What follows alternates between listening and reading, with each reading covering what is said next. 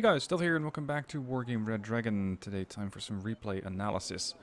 The game was sent in by Papaya73 and his buddy Mirko's X, or I'm not even sure how to pronounce that, Mirkox. They're fighting Box P90 as well as Afghan astrophysicist, I guess. Noteworthy is that this is a 1v1 paddy field map and they're playing Destruction. We're not playing Conquest today, it's playing Destruction. Now, he says it was a 2v2 where a friend and I got pretty badly beat. We would like to know where to push, and we were wondering if you could explain us where we went wrong. When you're playing Destruction, the objective, weirdly enough, and this is why most people generally don't play that much Destruction, is not to push. It's to get as many kills as possible. And this generally rewards a more defensive playstyle.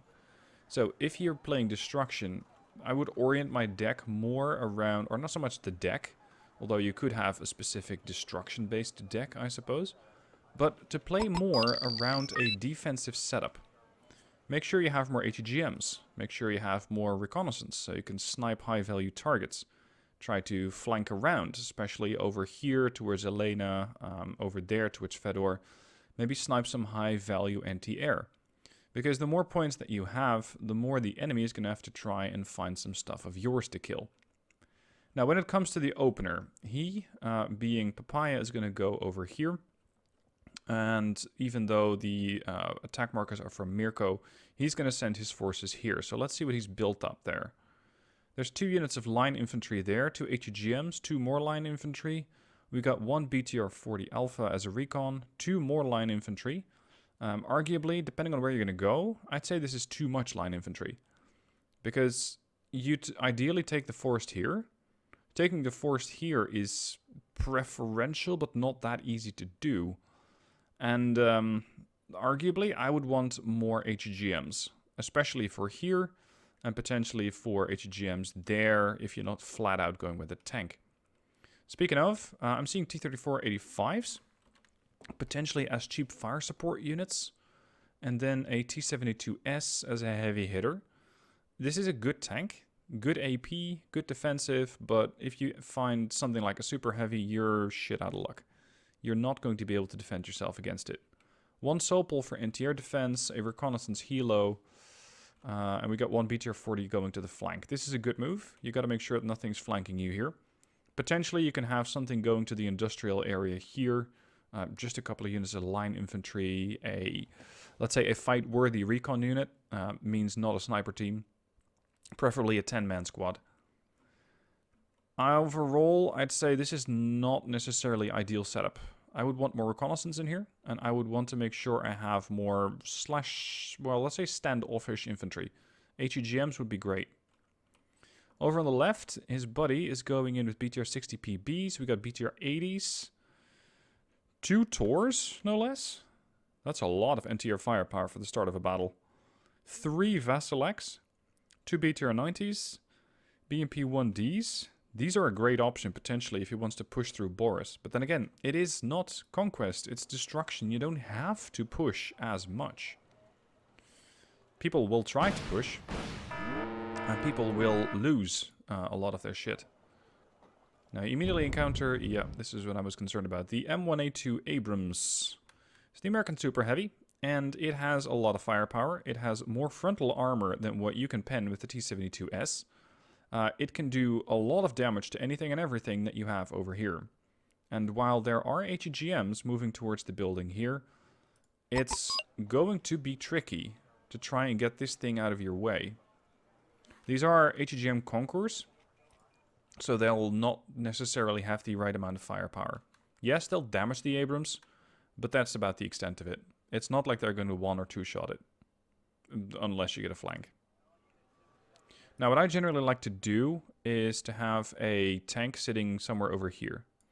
Because from here, by the way, before you start asking, the unit or the tool that I'm using here, the pen, is called Epic Pen. Linked down below in the description. It's a free tool. If you have a tank sitting over there, the position I just marked, you can shoot anything roundabout up there. So anything that comes down the road there is going to get shot at. Of course, the position here on the front line is even more ideal, but also susceptible to ATGMs coming out of the buildings there. Whereas if you have the position here, and they try and reinforce, for example, through there, then your tank can get at least a couple of shots off and potentially kill infantry units as they're inside that inside the IFV or the APC. So that's something I would use. Not necessarily the T-72S. Yes, it's a good tank, but it's a bit expensive for the job. A T-72A, a cheaper variant of the T-72 would definitely be preferential there. What I'm also very much not seeing over here is reconnaissance. Because you got your ATGMs, you got more line infantry units, but this sector is pretty blind. There's nothing out there for you to be able to spot with. BTR 40 over here is not going to be that useful, especially since it only has good optics. Ideally, you want very good or even excellent. There's the M1A2 again. And it's immediately starting to hammer your stuff. T-3485s against an M1A2 is definitely not good. You have taken the forest here, that's good. The problem, however, is that you got a lot of Picota here, and they have a decent RPG, but it's not really going to intimidate an Abrams. So, if you have this position, then make sure that you have some really high-end shock infantry with a high-end AT weapon, and I mean in the ranges of 20-24, so that you can very much start to threaten this M1A2 the moment that it gets close. As for the rest, you got your one Sopel with the gun turned off. It's a good habit to have to turn the gun off on an anti-air unit, but this thing is not radar guided. You don't have to turn the gun off on the Sopel. Only when you see, let me see if I can highlight that. That's not going to be easy. Here, unit card. No. Only if you see the ZU-23-2 AOE- let's say, between brackets the R, radar guided, that's when you want to turn it off. Now you're just missing out on the gun, which against helicopters can definitely be useful to stun them. As for the T-72S, if you have it here, arguably also handy to have some sort of smoke cover. So a couple of mortars to smoke up your own tank would be definitely useful there. Let's see what your ally is doing. He's dropping off Morskaya Pekota. Ideally, the BTRs are getting pulled back, because from here they cannot really provide fire support. Okay. Razvedka, reconnaissance group, definitely not ideal to scout with. At least not active scouting, in the sense where they're going to come into contact with the enemy, because they're only a 5-man squad. They don't have a machine gun. Their RPG is okay. It's the same one as you have over here. But they're definitely not meant for direct action. If you look at something like the Spetsnaz GRU, yes, they are. But these boys are not. Your Morskaya are okay. I would pull the BTR 80s back to, let's say, here. Because from there you'd be able to provide fire support against most of the tree line here in case something comes up. And then have the other BTRs over there in case something comes up to the other side. And they are only BTR 80s, not BTR 80As, which have the autocannon. But still, a machine gun like that can be pretty useful to suppress the enemy. A couple of Spetsnaz, these are going to be very useful. And BTR 90s, again, not inside the forest, unless you're making sure that the enemy infantry is in contact with with your infantry first. But otherwise, no. Also, when you're pushing into the forest here, a unit which has a higher RPG rate of fire would be beneficial. Some infantry units have an RPG rate of fire of 20, 15 to 20, and that is very, very beneficial when you're plowing through the woods, especially considering that enemy transports, although you're not going to encounter them up to here because this is too sheer of a cliff face. This is something that vehicles cannot go up to. They can come up here. And let me zoom out a bit. They can come up here, of course, the main ridge. So they can take this route or that route. But they cannot cross through here because the terrain is not, well, it's too rough. The cliff is too steep for them to climb. So up until here, you're not going to encounter any vehicles. But the moment that you do, you want to very, very, very quickly get rid of them. Anyway, a couple of units got lost. M1A1's over there. It looks like you might have gotten a side shot off on them with the Conquerors, so that's a good hit. Yeah, definitely a side shot on this one. That's a good hit. This is problematic. Very problematic. an F-111C with 4 1,000 kilogram bombs is going to hurt. And since the only anti-air unit that you have is a Sopel, you cannot really do anything against it. So you lose 2 Picotte Smack as well as 1 Scott. New infantry. No, not necessarily here. You already got some infantry in here. They're just going to keep bombing you. And you arguably need anti-air first, as well as more reconnaissance. You need to keep an eye on these tanks here. They are going to become very, very annoying pretty quick. Also, try to capture the buildings here, here, and further down. Because, well, not so much further down the buildings, but this here, up here, and let's see, where's the other spot? No, it's not here. Sometimes what you have people do is either land infantry with a helo here, or if they have an amphibious vehicle, it just comes up like this, traverses the river, drops off the infantry at that circle, and then the infantry starts moving along to your flank. In which case, they can, and generally will, reach your command vehicle, which you guys have 2 of. One of them should have been in a sector like Cheriton or Anna to get more income. Not income in the sense of conquest points, but income in the sense of units that you can bring in. Anyway, make sure that you have something defending this ridge line here. A unit, an ATGM, not an ATGM, an APC, a BTR 80 over there should be sufficient. At least so you get some sort of warning. A couple of M113 50s, 3050s coming up. The BTR 90s are taking them out. That's good. But you didn't really see them... No, actually, sorry. You saw them in time with the Rozvedka, but the issue is that if it would have been a tank, you'd have basically been shit out of luck, because you couldn't do anything against a tank. So make sure that you have some sort of fire support unit. A light, medium tank would be handy in case something like that happens again, because they're just testing you. Now, they are 205 for 130. Play defensive. You don't have to push. It's destruction. Yes, it's beneficial if you capture sectors like Center, Fed, or Gregory, etc.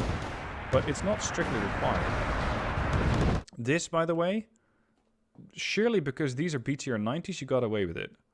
But ideally, you want to have, let's say, the double line is infantry, and then slowly behind it follows the transports. Because you encounter diggers, but if you encounter the Fusiliers first, your BTR 90s would have been toast. So don't push through the forest with the BTR 90s. I think surely by the virtue of them being BTR 90s, they survived. Beyond that, it was a lot of luck. Yeah. Over here, you just lost your only reconnaissance unit. If you have the forest over here, put some reconnaissance. I usually have recon infantry here. I try to have recon infantry there, depending on how good the enemy, let's say, counter reconnaissance is. A reconnaissance unit over here allows you to spot everything. Because the guy over here can spot, let's say, that vector and everything that comes down the road. The guy over here can spot everything like that. And of course, they have an overlap over there. And the guy from here can spot stuff as it moves down that vector. And this way you have a very good amount of information about, well, in this case, the majority of the map. But right now, you don't have any. Now, I'm no saint when it comes to reconnaissance. Plenty of times I have not enough recon. I keep hammering at it in replay discussions. Bring more recon. But then again, I myself don't do it either. Yeah. 2 Leopard AS1 Plus have made it onto the ridge. And your ally has no recourse. There's no answer. You got BTRs, you got a lot of infantry. You might be able to win the fight if the vehicles get close, but they don't. So an HEGM over here, or even there, would have been very handy to just wipe out those AS1 Pluses. Because these are not very expensive, very difficult to kill tanks. 8 frontal armor. They have a good rate of fire. They have a good amount of accuracy. But they're fragile when it comes to a tank. So make sure that you have something that can stop a tank assault like that, because they're just going to rack up points. Although at this point, you are ahead. And as you can see, they can't see the Tor yet. There's a salvo from the Vasilex. Something died over here, I think. Ooh, Eurofighter. Interesting. You lose a Seria. The Seria is a very high-end anti-tank plane that is very useful when you're dealing with high-end tanks.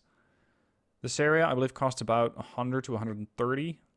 You don't send a 130-point tank to potentially, or sorry, a 130-point plane to potentially kill a 55-point tank. If you don't know what the enemy air situation is, if you don't know how many fighters they have, you don't know how much anti-air they have, you're going to get hit. And if you lose the plane, and I'm generally assuming that I'll lose the plane, this means that you're trading negative. Because in this case, you didn't even get the kill. You didn't even get the Leopard 1 killed. But the only thing that happened is that you lost a very expensive aircraft. You got nothing to show for it. So try not to have a Seria go at one of those targets unless it's absolutely necessary. Now your ally is getting rushed here by these FV-432s. And with nothing in the building, you're allowing blue to establish a position here. This is very dangerous.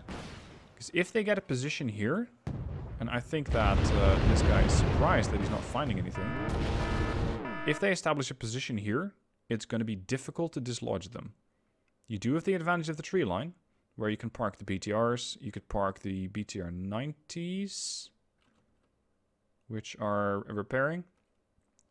But you don't have anything else here that's currently able to provide fire support. As well as the Tor, which is very much at risk of getting killed off by a couple of, well, 5-point transports. The Abrams is still moving here, fairly unopposed. Yes, it's taking some ATGM fire, but these ATGMs are more like flares and going all over the place. And you don't have any recon. Nothing. You got the one BTR there, you got the other BTR there, you got a Sokol flanking, which is a good move. But you need more information. You need more recon. Your allies in contact with your Sky versus Fusiliers, easily wiped out. I would want to see these mortars either hitting the javelins or hitting the tanks. You won't be able to kill the tanks, but you'll at least be able to stun them. And that makes them far less effective. MI2 recon gets killed off, and now your ally also is completely out of out of recon. I saw the anti-air. He's completely out of recon. He doesn't know where those transports went. He doesn't know what else they have on this side. The only reconnaissance that you're getting is from the Morskayas themselves. And one of the squads is about to die to the Leopard AS1+. Riflemen over here. They're coming in, and they are under support from what I think is a Bradley. What he's doing here is a very, very normal tactic, if you will. You send the riflemen forward basically as bait. Don't tell them that during their recruitment, but you're basically sending them forward to die. Because anything that gets shot at, or rather anything that's shooting at the rifleman, is going to get shot at by the Bradley and probably by the Abrams that's also somewhere lurking down there. You don't have anything to shoot the rifleman with. Your Scott just died because it got suppressed and killed off by that Bradley. And beyond that, you don't have anything. I'm not sure exactly where the T-72S went, but I think it died. And because of that, your position here is very, very weak. And they're definitely capitalizing on that. In fact, they're working here together. Oh, there goes your Sokol. They're working together here to push the riflemen in.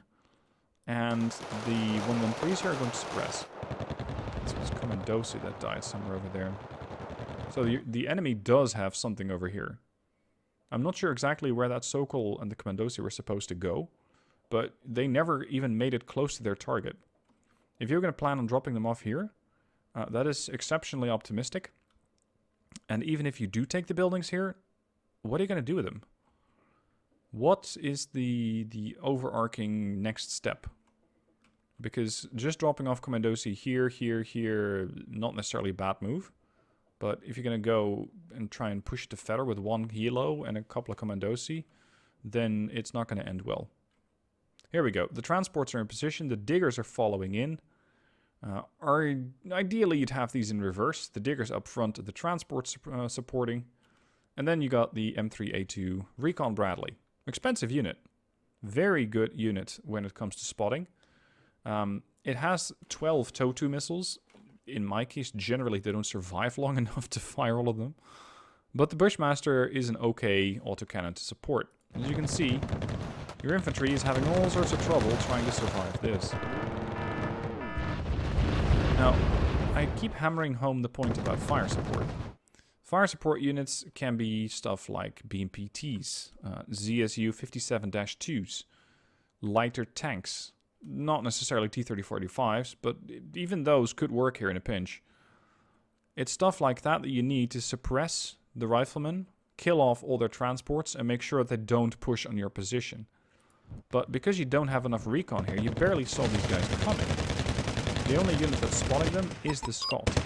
Bring more reconnaissance. The enemy now has Fedor, Center, and Elena. You have Anna, Chariton, and Dmitri. So for income, you're tied. That's okay. Over here, your ally also has problems. Because the T-72B1 is already hurt. It's down to 4 hit points. It's a good tank. It's probably the right call to bring in here against those Leopard AS1s, as well as against the infantry. But it's too close, and it doesn't know where the targets are, nor can it shoot them. Because you can bet that if there is this much transport capability being brought to field, there are also infantry units inside these buildings. And because of that, the T-72B1s need to be able to shoot something. There's on the T-72S. It's a very expensive option, although if you still had it, if it hadn't died, then it probably would have been okay to reassign it. You can assume that these forests are lost. But what you could have potentially done is ask your ally and his Veselex to just hammer the area here. Because you're not really playing for ground control strictly during destruction, and we can have all sorts of discussions about that in the comment section. You're not strictly playing for ground control, but having a favorable position definitely helps. You can see the diggers are moving forward. Your ally is providing support with the mortars, but they're firing where the infantry is, not where they're going to be. Now they're doing a little bit better. But the diggers keep coming. This would be a great time to activate the gun on that Sobel, because you can start mowing down all these diggers. They're just seeing how far they can get. Now I did see you buy the Gosrith over here. I personally hate this artillery unit because it's so inaccurate. A dispersion of 70 to 180 means it's roughly going to be pointed at the enemy and hope that you hit something. But with a rate of fire that low and an accuracy of that low, I personally would never use it. Unless I was playing a campaign potentially and I got one of those, but even then, probably not the right option. Especially since these 55 points could have been very useful in buying, let's say, 2 cheaper tanks. 2 55s could have been easy enough to take out all these diggers with and their transports. But now you have your infantry, which is getting suppressed by the diggers, the transports, and the units over there. Is that an Abrams? Yeah. And you don't have anything to do against it. You wouldn't have been able to take out the Abrams, but from here with a couple of T-55s, you could have definitely taken out the diggers. There's another Bradley. Now you're basically getting hit on by your own mortars. And there goes your infantry. The next infantry, this is actually a mistake by Blue. The diggers are in the same building as the Picota, which means that the Abrams is having trouble doing damage to them because you guys are on top of each other and units generally don't fire at the building then, because of fear of collateral damage. But here they're still doing it. Now on the left-hand side we got the diggers, and you're pushing with BTR-90s over here, your ally is. Don't do that. Let the Morskaya push, keep the BTR-80s back. So Morskayas, these guys push forward. The BTRs are going to sit here. And from here they can just suppress everything in this vector here. Because you want to make sure that nothing is not panicked when they're operating this much in your sector. But by pushing BTR-80s forward into the enemy, even the M72A4 Law, or even the M72 base, is able to kill them. Now you're bringing in more infantry, again, Picota Smek, but you still got the Abrams. You still don't have an answer to the Abrams. This would have been a valid kill for this area, because this one unit is holding up your entire offensive. Your entire, let's say, combat tour to try and deal with the Abrams. 57-2, good call to try and support it, but you don't have control over the area. An HEGM over here, or there, would have been more useful. As well as reconnaissance infantry. Because you still don't really know what else he has there. Yeah, like riflemen. Immediately hit these riflemen with your artillery. Preferably the Veselex, although your ally has issues of his own. Speaking of, Challenger 1. It's a 1 Mark 1, so it's slightly better. 19 frontal armor, 17 AP, accurate gun. T-72B1, 15 frontal armor, 18 AP. This thing has you outgunned. Or at least it has you out-armored at maximum range. What's its fighting? Oh, that was a mistake and a half. This thing just turned its side. It turned its side to the enemy. The front armor is 19, the side armor is 10. And when you have the side armor, you can definitely start to do damage against the Challenger 1. What? He's pushing BTR 80s into a Challenger? Okay. Well, he got away with it, but I generally wouldn't recommend that course of action. What I see Mirko here doing consistently is pushing with the wrong unit. Pushing with the transports / fire support units and having the infantry sort of follow in as an afterthought. More skies are being pulled back to resupply, that's good. So far you're not that far apart in points. You got 1220 versus 1055. You're still fighting for this position, although you're not likely to win. Where is your artillery? Veselex are opening up. A little late, but you might be able to get some of these diggers killed off. There's the Rattling. More infantry. No. You know that this thing is here, right? This tank can shoot to, I think, about here. So any infantry that just comes down the road, the Abrams is going to go, ooh, nice, that's a snack. And it just wipes it out. Potentially killing the infantry inside, potentially not. You never quite know. But this Abrams needs to go before you push in more infantry. There's the Merida. This is a good call, because this can start wiping out the transports. Probably even the Bradley, if you get away with it. If you have recall. 57-2. Where is this going? Ooh. Christmas come early. Commandos. Lots of them. Commandos are fairly expensive. And now you got a decent amount of fire support. You got the T-72B1, you got the BTR-80, you got the BTR-90. BTR-90 is too close. And the enemy is just donating a whole bunch of transports here. That's good. T-55 still in a position for Overwatch. You got no anti-air. This is not anti-air. Well, it could make do as anti-air in a pinch, but generally it doesn't work that well. If the enemy had sent a helo forward, you'd have been in so much trouble. Also, I wonder how many points you have in reserve. Because you're probably, I think, the amount of points that you have spent. Yeah, see? You have quite a bit of reserve. Calling in line infantry here is not necessarily bad, because they could try and make a move here. If this was Conquest, you'd be in trouble because you have no way of getting back into Gregory. In Destruction, you can definitely set up an ambush, because they're going to have to try and push if they want more points. And that's entirely up to them. If they want to make a mistake, let them. Good kill by the Tor. So you're still very close. 1645 versus 1560. Anyway, I would probably not go for the line infantry here, but get more reconnaissance here first to see what they're doing. Because, let me turn the camera a bit. If they want to try and climb up this hill, the only unit that can do it is infantry. Or if you got a vehicle, you need to go through here or through here. That's the position that you can use to assault this sector, even though they don't strictly need to. If you got reconnaissance unit over there, you can see what's happening. And if this is too far forward, you can have them here and still see what blue is planning. But right now, you again don't have enough information to see what the enemy is up to. Here comes the Mirage 110. That's a napalm. No, that's not a napalm bomber. It's just well, a light carpet bomber, if you will. Is the Tor in position? No, it is not. The other Tor Possibly. There's also another problem here. And it is this. This road. Right now there's a bit of Morskaya over there, but let's say this sector here is blind. And not only blind, but it's also not covered by anything. If the enemy decides to make a push up that road, you're going to be in trouble. Because they'll just be able to move in and start killing a lot of your stuff. Another bomber. You look. Oh, okay. Hold on. You're pushing in here. Oh, with smoke. I like the idea of smoke. Execution needs to be better.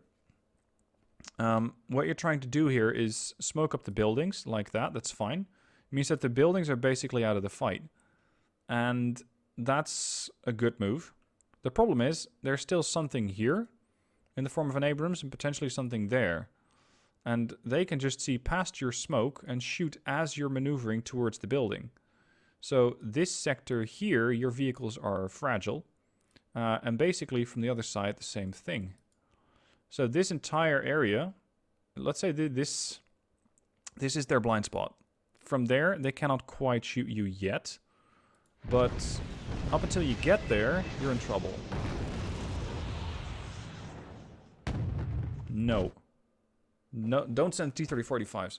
You know that there's an M1A1. You know that there's an M1A2.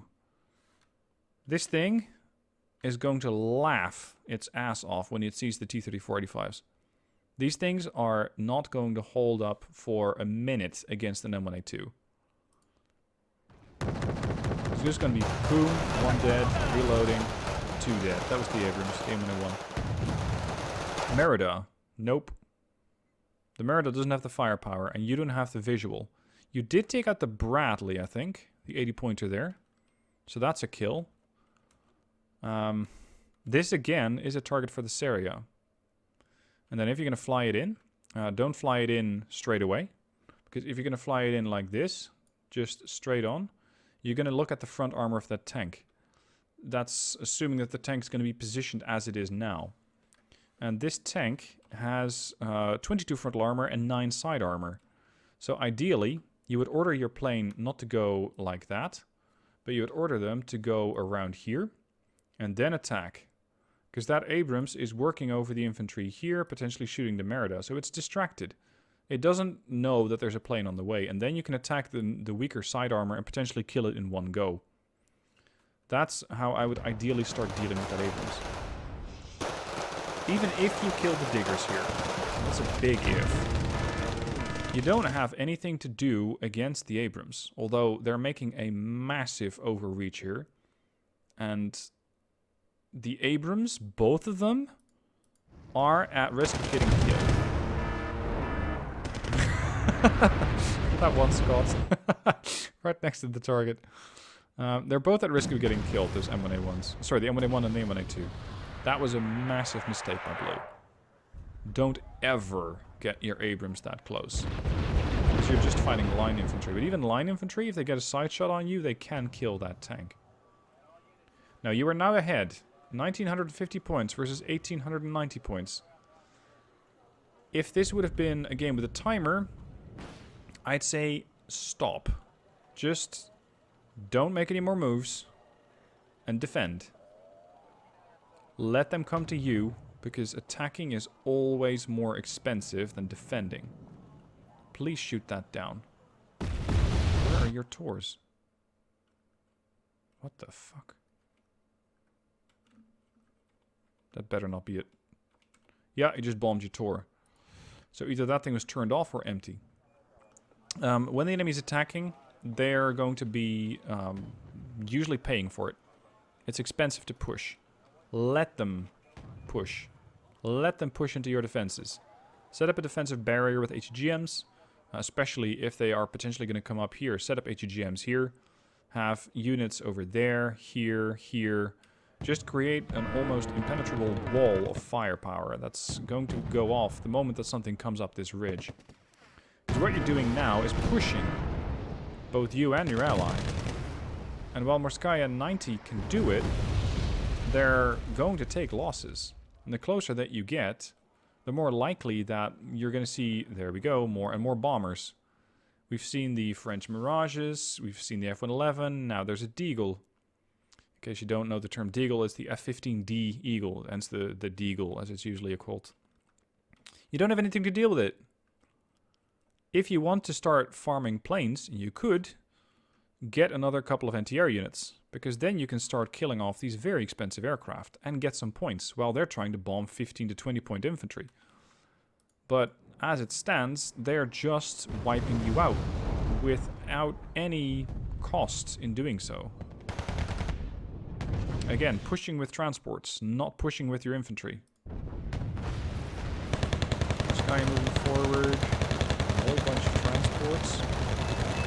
Where's your mortars? No. No. The mortars are too far back. Mortars are generally relatively close fire support units, and in this case, I would not want my mortars all the way back there. I would probably want them here. Because they can very quickly lob their shells this distance, and then make sure that the shells arrive quickly on top of this large concentration of forces. Because this is, well, it's not necessarily expensive all by itself. It's 30 points here, it's 15 points there, but it's a lot of stuff. And you can bet that there's a whole lot of infantry being offloaded there.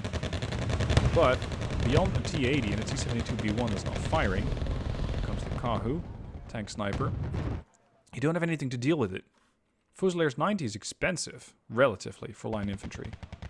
But you don't have anything to deal with it. Maws, oh dear. That's going to melt some infantry. There goes Morskaya.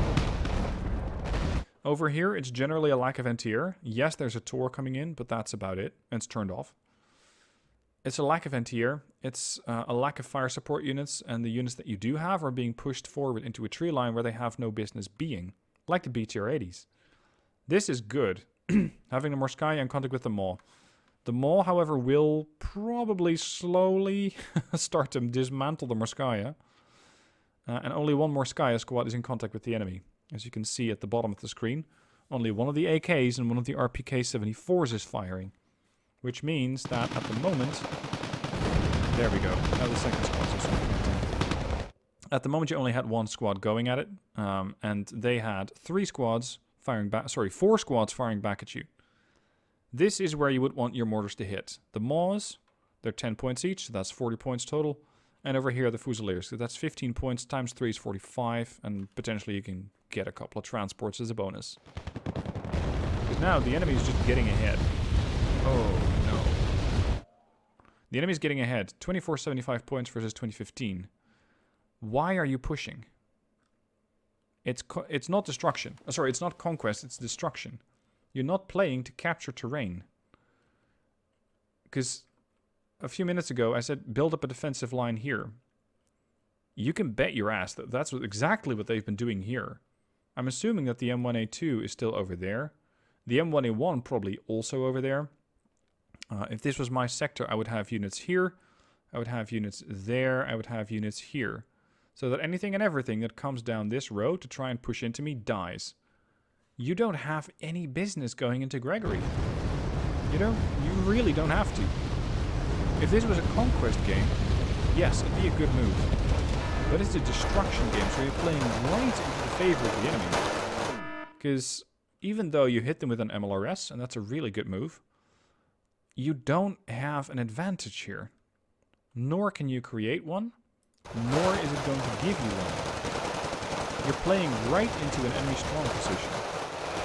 They've got a pretty nice position here with the riflemen, and even they're just riflemen. Even without fire support, they're killing your infantry. Severely. Over here, you get killed off by M1A1, sorry, by M1 IPs. And the Sea Harrier, the Seed aircraft took out your anti-air. So that's another Tor that died. If you're not using your anti-air, turn it off. Hotkey is H. You got the 2 Picota over there. Against these riflemen, it's not going to go well. My24W got destroyed. I understand that you bought a helo, but you don't know about anti-air, let's say, here. You don't know about anti-air there, so sending in a helo to this position, it could get attacked from both of these sectors.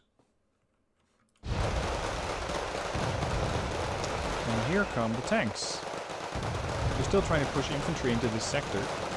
and the tanks are just enjoying their midnoon or their afternoon snacks. Kahu comes in. Not sure why the Kahu is here.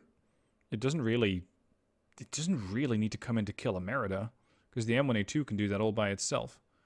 Infantry that's being brought along the road here have just gotten their transports killed by the Bradley.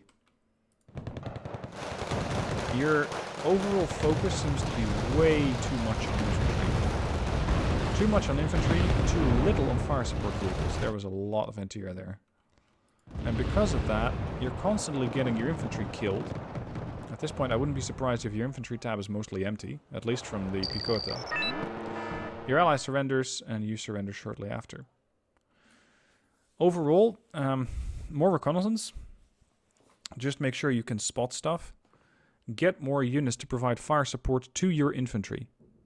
This is so important, because especially with what Mirko was doing, you need to be pushing in your infantry first, and then supporting with your fire support, with your transports, with your, I don't know, your BMPT, your napalm tank, whatever you want. Just make sure you support it.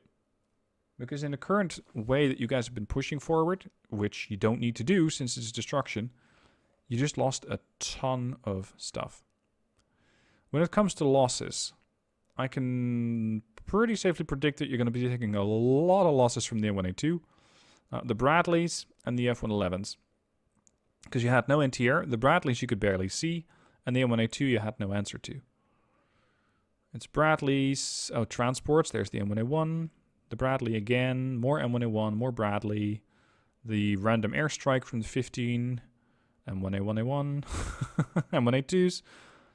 Tanks are your biggest concern. Learn how to defeat tanks, and you have probably a way easier time of it. Now, if you as a viewer have any further suggestions for Papaya and Mirko and how to improve, let me know down below in the comments, and I'm sure I'll be reading the video or reading the comments. Constructive stuff only, please, because stuff that just goes, oh, this was terrible to watch. It's not going to help anything. It's not going to help anyone. And that's kind of what I'm trying to do here. I'm trying to help these guys improve. Thank you guys for watching. Hope you enjoyed it, and I'll see you soon for more videos.